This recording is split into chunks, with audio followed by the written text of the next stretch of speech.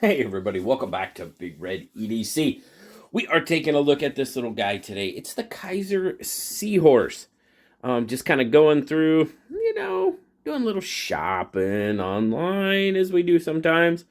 Came across this little guy and I'm like, I want to take a look at this one. Like I said, this is the Seahorse. Now, I'll let you know right now that this is our SMKW affiliation knife for the month of June. So appreciate you guys using those affiliate links and making these type of videos possible. Really, really appreciate it. So what do we have in this Seahorse? Well, we've got some G10 going on, and look at that texturing that you have going on that G10. It is pretty wild. It's some really, really interesting texturing. Gives it a fairly decent grip. It's not super grippy, but it does pretty good. Now you can already tell that we do have a reversible pocket clip, liking that a lot. Now, recessed pocket clip screws, it's fairly deep carry. I mean, you will have a little bit sticking out there, but it's trying its best. Now, you will see we got some flat scales going on here. I'd like to see a little bit more texturing, or not texturing, but contouring, excuse me. But overall, the fit and finish is pretty darn good. And I mean, Kizer does budget just as well as anybody else does. Centering looks pretty darn good. No lanyard hole on this one, but let's see, let's rotate. Ooh, that's pretty close though. Not sure about putting a lanyard on that post for you lanyard fans. It's close. It's really, really close. As you can see, you do have pretty much I was going to say single method, but it actually ends up being more of a single method. Thumb studs for deployment. But now, I cannot get, it's really, really close. I have a hard time digging my finger back there to reverse flick it. I got it, but I gotta get that index finger out of the way, or else it just doesn't work for me. But snaps out there really, really nicely on the thumb studs. And this is what caught my attention. I love the look of that blade. Oh yeah. Definitely. There's a Seahorse. Now, 9CR18. Not it's a budget steel, of course, and not a bad steel. Not at all. When done right, it's a pretty darn good steel. And this one seems to be holding its edge pretty well. Let's just give it a little whirl. Not too bad. I have used it a little bit. There you go. Have used it. So, not bad. This is straight out of the box, as always, and after some use, of course. So, edge is not bad on it at all, but I love that blade. I kind of like just the overall, I'm going to do this real quick, just give you an overall profile of it. I like that. I like it a lot, actually. I don't know what it is. It's definitely the blade. The blade catches my eye. Really, really good. Action on it is real. I mean, yeah, it's a dropper. Jumps out there off those thumb studs. Drops very nicely. Do you have a sharpening choil? How about those thumb studs? Now, those thumb studs are set back and far enough that they're not really...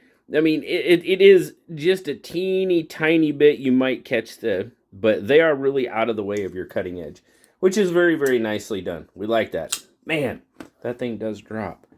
Got to be careful. So, all right. So, overall, spec check. What do we got? So, we're doing okay. It's about a 7.5-inch knife. You've got about 4.5 on the handle, which is going to give you right about 3 on the blade. Cutting edge is going to be just shy of 3. So, those 3-inch laws, hopefully, are being adhered to with this model. There it is up against the bug out. Well, I'll tell you your grip length right before that. Grip length is, look at that. Who would have imagined? Maybe that's part of the reason why I like it too. Yes, There you go. Your grip length is right about 3.5 inches, which you guys know, right in that wheelhouse. Oh yeah. So definitely cradles the hand. Really like it. Now choking up, yeah, you got to be careful. You got to be careful. There's no real protection up there. So if you're gonna do it, be careful. All right. Well, we're starting out in grams. Why not? 88. Wow. 3.1. Very nice weight for its size. Definitely digging that. And then, of course, we'll take a quick look. Oops. I missed. There it is. So, like I said, you will have just a tiny bit sticking out of your pocket, but it's pretty good. You know, we like deep carry here.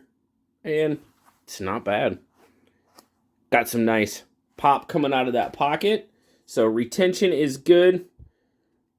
Could it be a little stiffer? Maybe. That's what she said. But you know, that's how it happens. It happens sometimes, you know, with age and everything. But, I mean, this is pretty much a brand new knife. So, not an issue there. It's good. Pocket clip is good, guys. So, overall, what are we talking about? I am really glad I picked this one up. Really had an awesome time checking it out. It's a great little budget knife from Kizer. I mean, you're talking $44. You know, it's in there. It's less than $50. You got some pretty decent 9CR from the way it feels. You know, I always like to see a little bit more contour on those scales, but it is what it is. It's a budget knife. Maybe Kizer doesn't contour their budget as much. So, you know, we're nitpicking. We're really nitpicking at this point. It does feel pretty good in the hand, for sure. Not too bad. I can feel the clip a little bit. It's not a hot spot, nothing like that. But that blade is just rad to me. Golly, thing just drops. Like the action.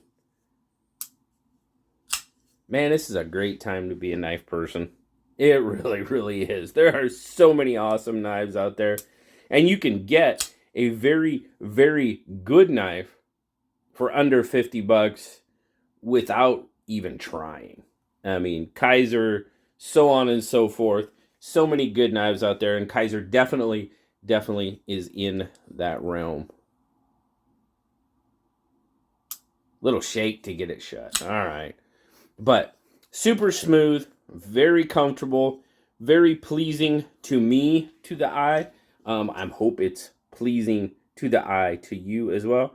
You know, at $44, you just really can't. It's hard to complain about this knife, really. Like I said, I was nitpicking. I mean, sure, contoured scales would be, well, a little better, feel a little bit better in hand, of course, than the flat G10. But hey, you know, at $44, like I said, I'm not going to complain too much because I do love the look of that blade. Now, the one thing I was thinking about, well, imagine if that blade was black. What do you think? All blacked out? That could look pretty cool. I think it looks pretty good the way it is, but I think the black thumb studs on that blade looks a little off. I think the thumb studs probably should have been, you know, silver as well, metal colored. I think that would have flowed a little bit better, or just black it out completely. What do you guys think? Let me know down in the comments. Steel colored thumb studs, or just black the whole thing out and go for it? I want to know. Inquiring minds want to know. But guys, really appreciate you stopping by, checking out the Seahorse with me. Don't forget, it is this month's SMKW affiliation knife, so you know what to do. Thanks again, guys. Greatly appreciate it. Keep using those affiliate links. I'll keep doing these type videos where I just buy a knife, review it, give it right back to one of you. So have a wonderful day, guys. Like, subscribe, leave me that comment. You know I love talking to you. Till next time, I'll talk to you later, guys. Bye-bye.